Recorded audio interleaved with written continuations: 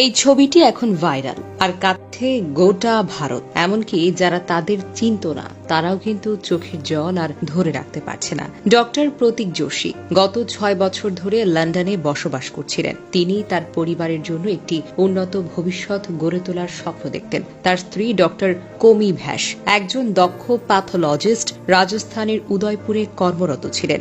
দুজনেই তাদের পেশায় বেশ সফল, কিন্তু তাদের হৃদয়ে ছিল একটাই আকাঙ্ক্ষা, তাদের 3 সন্তান, 9 বছরের মেয়ে, 4 বছরের যমজ 2 ছেলের জন্য একটি সুন্দর নিরাপদ ভবিষ্যৎ। বছরের পর বছর ধরে পরিকল্পনা, কাগজপত্রের ধক্কি, অপেক্ষা এবং ধৈর্যের পর অবশেষে সেই স্বপ্ন বাস্তবায়িত হতে চলেছিল। মাত্র 2 দিন আগে তার স্ত্রী ডক্টর কোমি ভ্যাস, যিনি একজন চিকিৎসক, ভারতে নিজের চাকরি থেকে পদত্যাগ করেন। বাড়ির জিনিসপত্র গোছানো হয়েছিল, সন্তানদের স্কুলে বদলির শংসাপত্র জোগাড় করা হয়েছিল, এমনকি নতুন জীবনের জন্য স্কুল ব্যাগটাও কেনা হয়েছিল। সবকিছুই ছিল প্রস্তুত একটি নতুন শুরুর জন্য, লন্ডনে একসঙ্গে থাকার জন্য।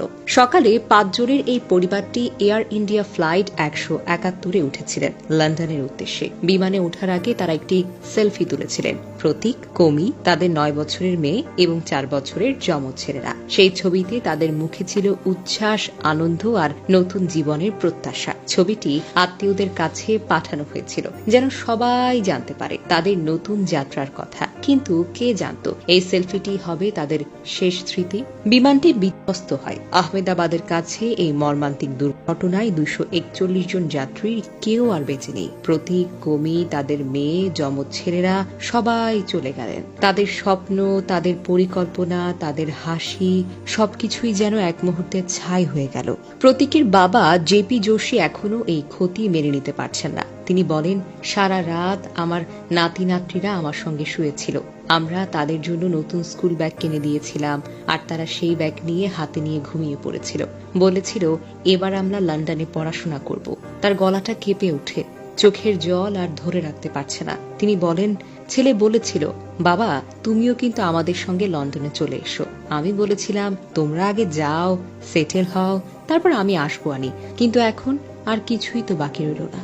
জেপি যোশী আরো বলেন, প্রতীক প্রায় ভারতে আসতো, সরাসরি ফ্লাইট নিত না, কারণ বাচ্চাদের সেটা কঠিন হতো।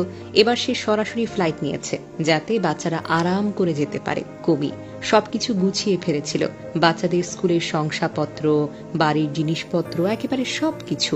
আমার যমজ নাতিরা আগামী 15 আগস্ট 5 বছরে পা দিত।